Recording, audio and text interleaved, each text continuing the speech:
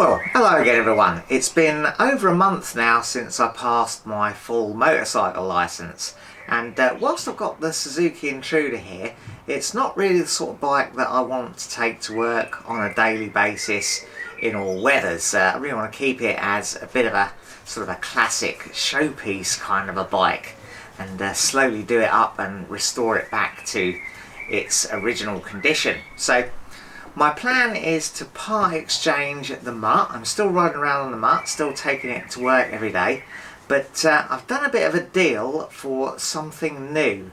I've gone for a bike that's a bit of an all-rounder, I hope.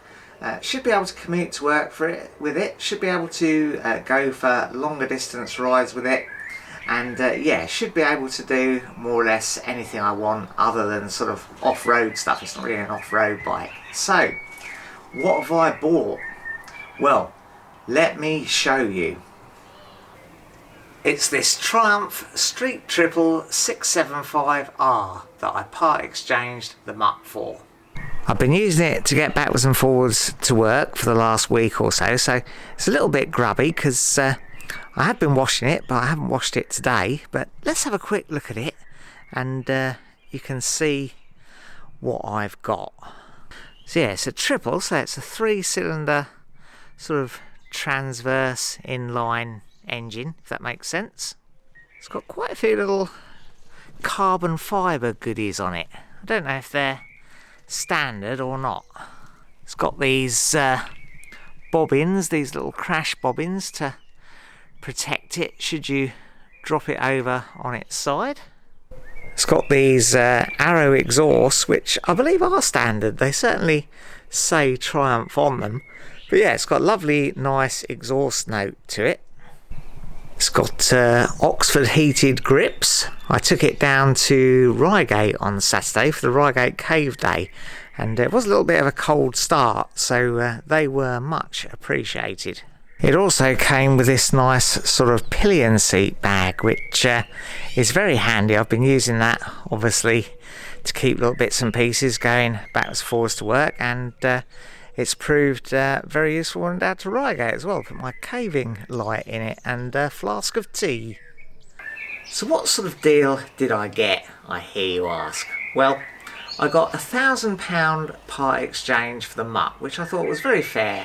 I have seen them struggle to sell when sold privately, or people try and sell them privately, and there are a lot of low mileage examples about that people just have for a couple of weeks and don't really go very far.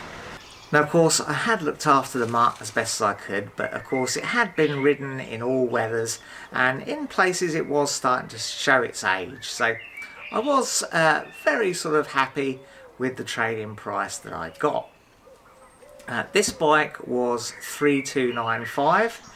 Couldn't really do much more of a deal on it than that, but it did seem a pretty reasonable price for what it is.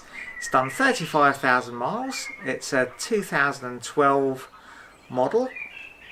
It is an old Cat C, what would now I believe be a Cat N write-off. So that was why it was perhaps a little bit below what the book price would be for this bike. It has got some history with it. The write-off was effectively an attempted theft where the ignition barrel and a few other things were broken and then replaced. There's no structural damage, so I wasn't really too concerned about that.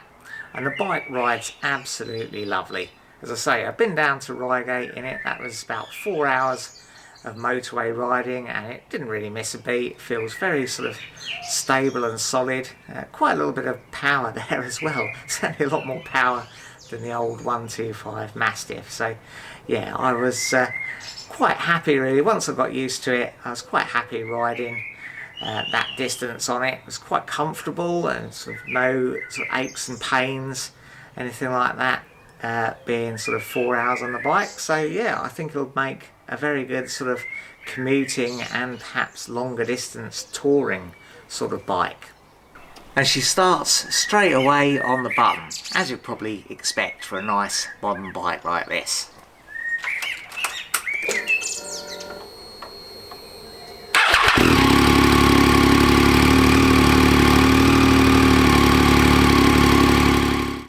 So yes, it's fair to say that I am extremely pleased with it. Had it really just over a week now, and it's been absolutely fantastic. I've enjoyed whizzing backwards and forwards to work on it, and the couple of longer journeys I've done. It seems reasonably economical as well. The tank takes about £20 worth, and I've filled it twice, but remember, I have been 4 hours on the motorway, so yeah, absolutely chuffed with it. It's not taken the place of the Intruder. The Intruder is very much still in the 4. That will be got running very soon, hopefully, and we'll be out and about on the Intruder, but you'll also be seeing quite a bit more of this as well, I think, on the channel. Well, that's all for now. Just a brief introduction to the new bike, and yeah, we'll see you soon on a future video.